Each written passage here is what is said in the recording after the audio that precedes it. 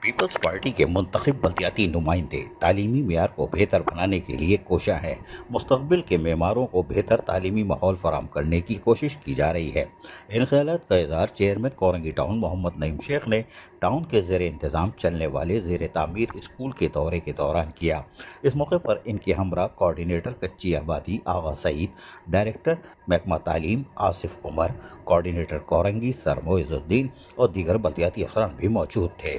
Chairman Korangi town محمد نعیم شیخ نے Y area school میں جاری تزئین و آرائش کے کام کا معائنہ کیا۔ اس موقع پر چیئرمین نے متعلقہ افسران کو ہدایت دیتے ہوئے کہا کہ تزئین و آرائش کے کام کو جلد سے جلد مکمل کیا جائے تاکہ طلباء و طالبات کو بہتر ماحول کی فراہمی کو ممکن بنایا جا سکے۔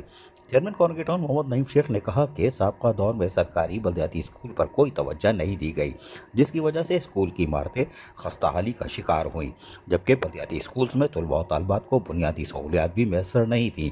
پیپلز پارٹی کے نمائندوں کو جب عوام نے منتخب کیا تو اس وقت سے عوام کی فلاح و بہبود میں مصروف عمل ہیں۔ ٹاؤن کے بلدیاتی اسکولوں میں بہتری آ رہی ہے، جبکہ طلباء و طالبات کی نصابی سرگرمیوں کے ساتھ ساتھ غیر نصابی سرگرمیوں کے لیے بھی اقدامات کیے جا رہے ہیں۔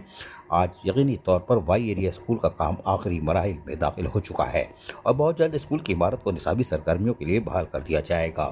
ہماری کوشش ہے کہ تعلیم کے ساتھ ساتھ طلباء و طالبات کو اور خصوصی طور پر نوجوانوں میں مثبت سرگرمیوں کو فروغ کے لیے کھیلوں کے میدان کو بھی آباد کیا جا رہا ہے۔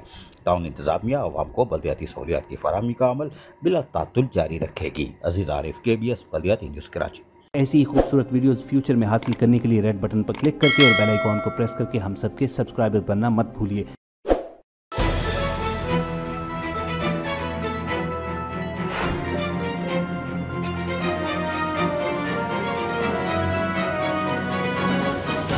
KBS بلدیاتی نیوز